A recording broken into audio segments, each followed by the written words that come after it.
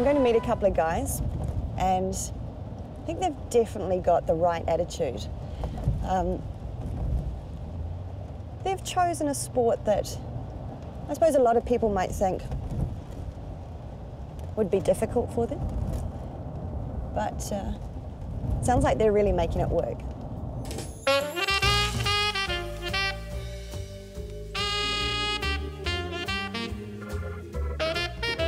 Nice teamwork.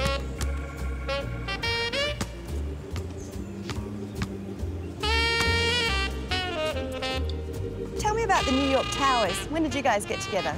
The New York Towers came about basically through a group of little people in New York who played basketball together at a conference, at a little people conference, and really became friends. And we decided, why not form a team? Can you tell me what it is like for you in the city? It's quite hard to wheel and bounce. I know I've had difficulty negotiating it, and accessibility is a bit hard. How is it for you? Well, for me, with the scooter, it's challenging, but you find ramps and you keep a smile on your face, and usually people will help you out if you need it. I found that too. What about for you guys?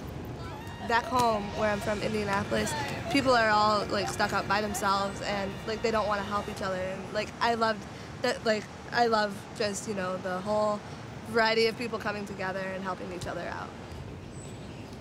Ah. A lot of people would say, why basketball? I think a lot of us were basketball fans in general, right? Definitely. Like it's like the sport we're quote unquote not supposed to play because we're shorter than everyone else. We're supposed to play the smaller sports, so it's like us against the world mentality type thing. Some skills. And how have you been going so far? So far, so good. We played in the tournament this summer and we got 3rd place, so we got a bronze medal. nytowersbasketball.com. Come see it and believe it.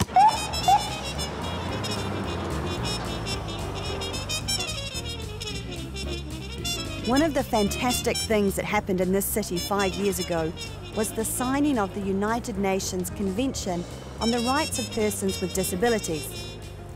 New Zealand played a key role in the negotiations. Nicola was part of the team that made it happen. It was the most dramatic and kind of exciting time in the United Nations. A human rights treaty is something that doesn't come along every 5 years. This was the first treaty of the new millennium, and in fact, no one ever thought that would be possible. The pressure was intense, the whole text was up for grabs, and everything that the New Zealand delegation had been working for, indeed the whole of the United Nations had been working for 5 years, was coming to fruition. But not a word was agreed on the table, so everything rested in the New Zealand chair to bring that process together.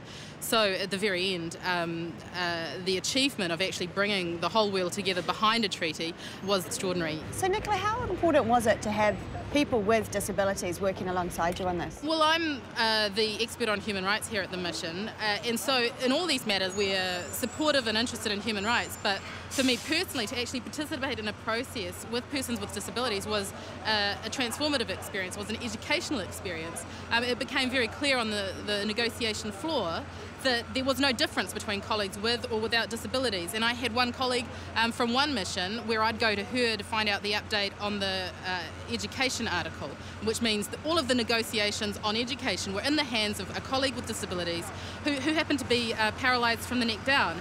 And she had to get up at 4 a.m. to participate in these negotiations. And the only thing that ever got in her way, really, was the bags in the aisle of the plenary where China had sort of left their satchel and she couldn't get her wheelchair through.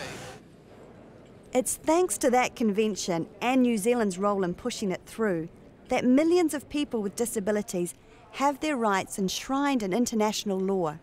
We finally made it into the General Assembly Hall at the United Nations. It was a complete drama getting in here. Security is especially tight, and accessibility is not that great either.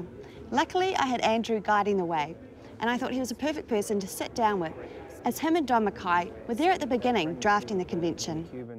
Andrew Begg was one of the key Kiwi diplomats that rallied the world behind the treaty. Andrew, why do you think we actually needed a separate convention? If you look at the classic human rights theory, there is no need for a convention because the International Bill of Rights talks about all people, and all people means all people, including people with disabilities. And what was the beginning process like, getting people to even agree to start drafting the convention. A lot of countries came to the first meeting not convinced. Some countries, especially in Latin America, were 100% convinced. But on the other hand, the European Union wasn't, the United States wasn't, Canada, Australia, all with their classic human rights theories, thought that more debate was needed. And that's where New Zealand's role came in. New Zealand was one of the first developed countries to become convinced. We had a Minister of Disability Issues who passionately believed in the convention. We had a government that got in right behind the process. And so New Zealand, we pretty much broke ranks with our friends in Europe and Canada and Australia. And once one developed country had said yes, then the others felt like they had to. And slowly we got a consensus that there should be a convention. The UN actually needed to smarten its act up too. At the time they were working on the convention, you couldn't even get into the building in a wheelchair. But New Zealand can pat itself on the back for being one of the prime movers and shakers here. The UN was just not equipped. And this process not only educated government delegates, but it actually educated the UN, and they started looking around at the buildings and realizing before each meeting started, something else would be fixed, something would be improved, and slowly over 5 years we got the UN headquarters to be accessible. It's a once-in-a-lifetime experience to come into the chamber of the Security Council. And very cool knowing there's new respect for people with disabilities. You got to put the earpiece on to hear what they're saying. So it's translated into my native language. Oh. Can we get him? Yay! For all its challenges, New York is still an extraordinary place, and I'm captivated. All right! The people with disabilities, the dancers, writers, actors and basketballers prove you can thrive in this mad and vibrant city. So thanks, driver. We're going to, where are we going? Square. Whew.